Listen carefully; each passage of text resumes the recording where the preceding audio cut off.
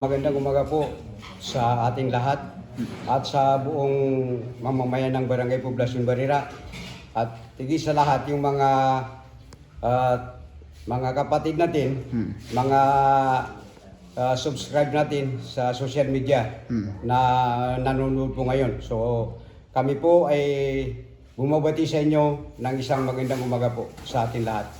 Sir Sek, alamin ko lang itong katatapos lamang po na special session nyo dito at mismong nakita ko po, no? Ano ho yung mga batas ho ngayon o ordinansa ho ng barangay natin ang inyo pong napag-usapan ngayong umaga? Okay, so maganda po yan para po sa sa kalaman ng lahat ng tagapanood po sa ating social media. So ngayon po ay nagkakaroon kami ng special session ngayong April 21, 2026. So ang agenda po namin, kami po ay gumawa ng isang ordinansa regarding po sa fuel bis matrix po. Dahil po sa tuloy-tuloy na pagtaas po ng presyo ng ating langis dahilan po sa conflict sa Middle East. Yun po ang ginawa namin ng ordinansa. Base sana pag-usapan natin, Sek, ano ho yung pwede na magawang hakbang ng ating barangay dahil bukod nga ho sa pagmahal ho ng ating gasolina ay iba pa pong mga produkto ay nagmahalan na rin po. Ano po ngayon yung nakikita na pwedeng gawin ng barangay natin, Sek? So isa po sa tingin namin na narapat mo na aming gawin para mo matulungan ang ating mga kababayan dito po sa Barangay Poblacion Barira ay ringat po diyan sa fuel bis matrix po.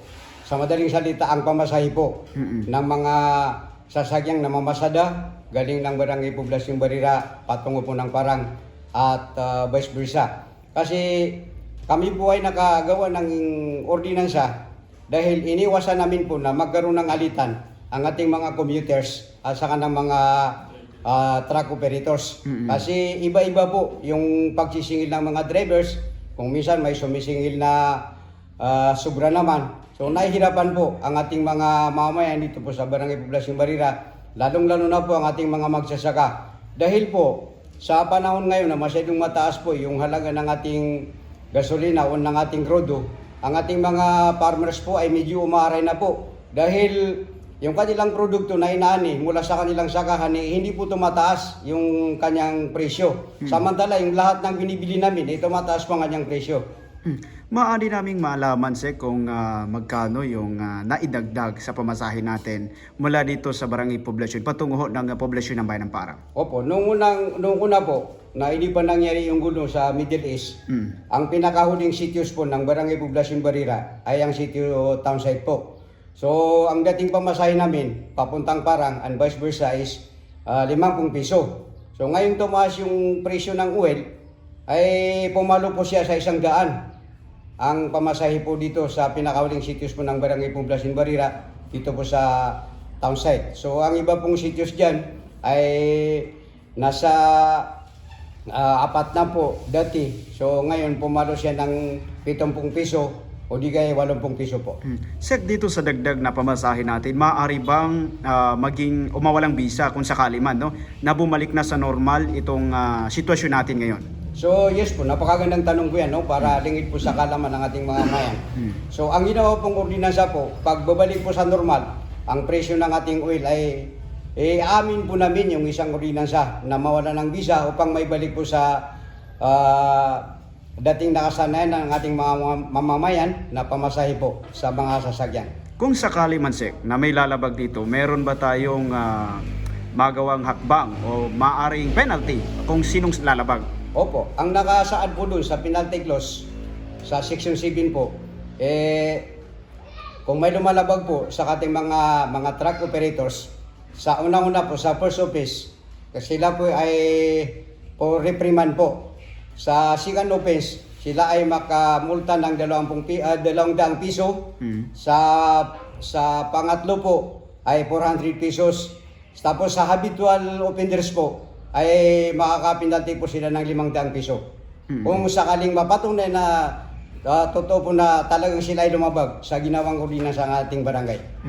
Sir, pwede kong malaman kung ilan ba yung mga toda drivers natin, maging yung ating mga sasakyan na malalaki yung drivers ho natin. Mga ilan ho yung mga sasakyan natin yung bumabiyahe araw-araw dito sa ating barangay? So, dito po sa Barangay Poblacion Barira, wala pong mga malalaking sasakyan na bumibiyahe po papuntang Parang.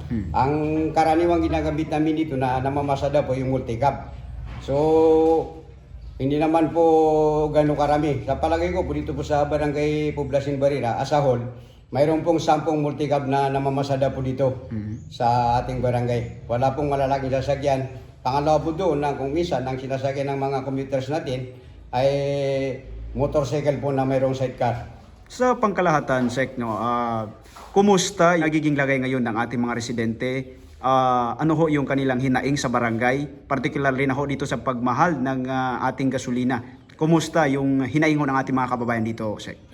So, sa panahon ngayon na tumaas po ang ng halaga ng ating gasolina, isa po sa hinaing nila ay magkakaroon po ng tagdang pamasahe po sa mga mananakay po natin. At saka pangalawa po, yung kanilang mga produkto ay malalagyan po ng tagdang pambayad po sa kanilang tracking. Yun ang hinaing nila. Kumustahin ko lang, Sek, no, dahil ang ating pamahalaan ay meron pong programa ngayon doon sa mga drivers natin. Kumusta naman ho dito sa atin sa Barangay Barira? So, okay naman po. Yung regarding sa tulong ng ating pamahalaan, yung tinatawag nila na fuel subsidy po.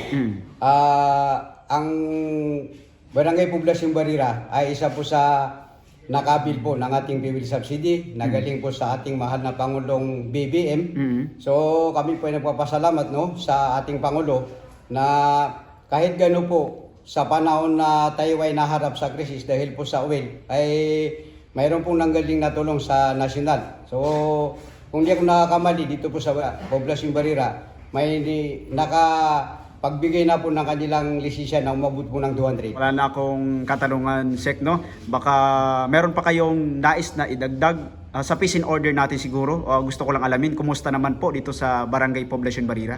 Okay, regarding po sa sa peace and order po natin dito po sa Barangay Poblacion Barira. From January up to this month, ang ating pong barangay ay tahimik po, walang mga nangyaring mga kaguluhan.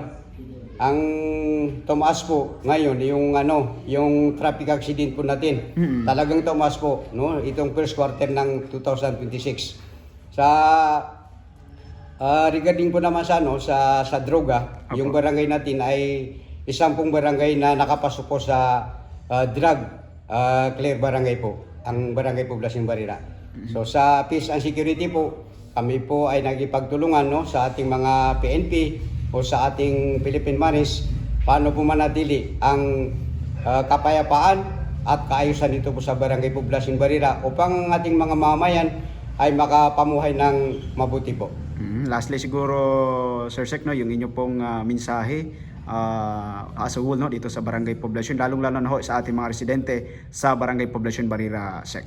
Okay, so ang magiging mensahe po namin no, mula po sa ating kagalang-galang na punong barangay, si Honorable Hadja Dasalama Tumawis Dagalangit, sampu na po ng kanyang mga barangay kagawad o ang aming mga barangay lupon, kami po ay magpapahatid po no sa buong mamayan ng Poblacion Barira na tungkol po sa pagtataguyod po ng kapayapaan at kaayusan po dito sa aming barangay.